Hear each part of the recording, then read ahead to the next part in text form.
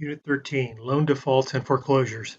What happens when somebody buys a house, puts a mortgage on it, and defaults on the payment or goes into foreclosure?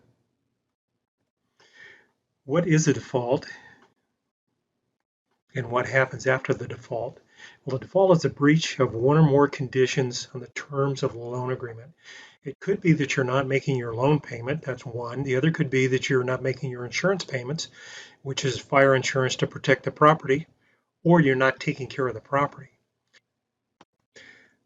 Loans, whether they be a mortgage or a deed of trust, have an acceleration clause, basically saying if you stop payment, then we're going to accelerate your loan to come due. We may take that into a judicial foreclosure or with a deed of trust, a non-judicial judicial foreclosure, and work on foreclosing the property and taking it back from you because your loan in your house was the collateral to secure your loan, the money you borrow. Most want the acceleration and foreclosure to be a last resort. They'll try to work out payments and do a forbearance, sort of like we're having today in this COVID crisis. Not many people, in fact, nobody right now, I think by the uh, state's laws do not allow a foreclosure to take place right now or notice of default. So it is a forbearance, which means it's not a forgiveness, but you're going to work out a payment plan, pay back what you haven't been able to pay during this crisis. A judicial foreclosure is something that happens with a mortgage. And one of the reasons why California does not use judicial foreclosures is because of the redemption periods. Redemption period means after the foreclosure is granted um, and the house is lost and going back to the bank, the owner of that property has a redemption period, which could be up to a year to redeem what money they owe on the property and bring it current and then take the property back over. In California, we use deeds of trust. So it's not a judicial foreclosure. It doesn't go to courts. With the deed of trust, as you sign your note and your deed of trust, the deed of trust grants power of sale. Basically saying if you stop making your payments, then the beneficiary by way of the trustee will start a notice of default and work on foreclosure proceedings, which does not have to go to court. The beneficiary is a lender, and when they stop receiving payments, they'll notify the trustee, who is normally the title company in California, will act as a trustee to start the foreclosure property and ultimately sell the defaulted property. The trustor is the borrower. Delinquencies are normally payments that have not been made, principal and interest. Most lenders will give a grace period, and the grace period is usually 15 days. If you pay after the 15th day, you're going to incur a late fee that you'll have to pay. In addition to, if you go over 30 days late, you're going to receive a ding on your credit report also. Other things that need to be paid that cannot be delinquent are property taxes and hazard insurance, because a lender is an additional loss payee on the hazard insurance policy. Another item that has to be kept up to is property management, because it is a collateral securing your loan. So an upkeep on the property is necessary. It can't be mismanaged or go into disrepair. Most lenders, when people get in trouble, will try to do workouts. They don't want to go through the foreclosure process, so they'll attempt to do workouts. There are some other protections too that people can have. For example, the Soldiers and Sailors Civil Relief Act of 1940 basically says and gives leniency to soldiers and sailors who are deployed overseas. You won't see any foreclosure or notice of defaults filed if somebody is acting in the military overseas, away from home, and not able to make their payments. Something will happen and then there will be some leniency. The Housing Act of 1964, FHA and VA, basically grant leniency for unemployment and illness. that has to be proven, but they will work with the lenders to make sure that something can be worked out to make sure that those people that own those properties will stay in the properties and maintain their loans. So they'll work out some sort of forbearance for those people that hold those loans. There are ways the lenders can avoid foreclosure. Many times they can recast the loan, maybe stretch it out from a 15-year loan to a 30-year and lower the monthly payment.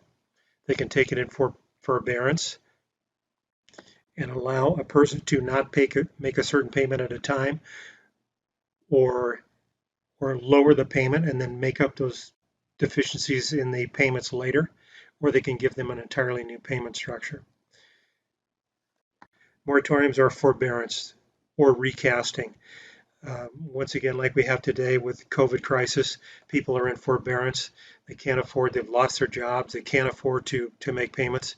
Their lenders are taking them into forbearance and then restructuring the loan at a later date when they're back on their feet to make their payments and also to recover the lost efficiencies. Another way to avoid foreclosure is a deed in lieu of foreclosure, meaning I can't make my payments anymore. I'm going to my bank and say I'm giving up. I'm going to sign my deed back over to you, give you the property back to relieve foreclosure. I don't want the house anymore and I can't afford the mortgage. I'm going to give you a deed in lieu of foreclosure.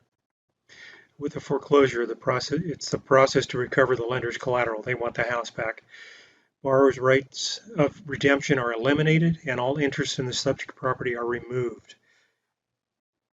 With an equitable redemption, there's a period beyond the default period, once it goes into default, to redeem the property. Meaning bring all your payments current and then you can have the property. With a strict forfeiture, the equitable redemption period is terminated and the house is taken back immediately. With a statutory redemption, that's set after the sale of the property has occurred, and that's set by the state. This is the procedure for power of sales, which is included in a deed of trust. So with a deed of trust, the beneficiary, who's the lender, notices the payments are delinquent and the borrowers are unable to remedy or make their payments. The beneficiary notifies a trustee to foreclose. The trustee files a notice of default. 90 days later, there will be an estimated sale of the property. So within those 90 days, the borrower has 90 days to cure the default. Once it's set, once the date's set for the sale, prior to the sale and up until the borrower has 5 days prior to the sale to redeem the property. I mean, bring it current and stop the sale. Anything after the sale, there's no redemption period, the property's gone. The trustee for the sale publishes the date and time of when the sale is going to take place. The sale is held and the highest cash bidder wins. With that, the trustee's deed is given to the successful bidder, and that is the new owner of the property. With a judicial sale before a court, this is what happens with conventional mortgages. The lender notifies the delinquent mortgagor of the delinquency and the necessity to clear the deficiencies. If nothing can be cured, no solution, then the complaint is filed by the mortgagee in the county court. The title search is made and the lis pendens or the court proceedings is filed. The complaint is brought before the proceeding judge. There's a judgment decree and then public sale. The public sale occurs and then redemption period may or may not start. With an equitable redemption, after the default, the distressed borrower is allowed time to bring the loan current. With a statutory redemption, recovery time is allowed after the sale as the state mandates. And normally it's 3 months if the sales proceeds satisfy all the debts outstanding.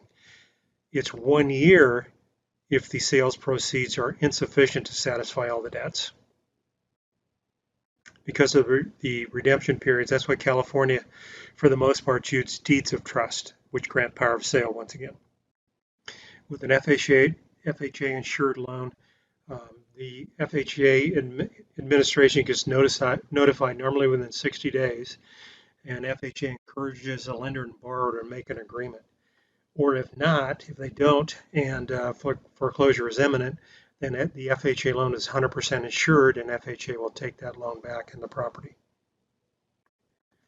The Department of Veteran Affairs is almost the same way. They're guaranteed loans. VA guarantees the top 25% of the loan amount to offset the lender's foreclosure losses.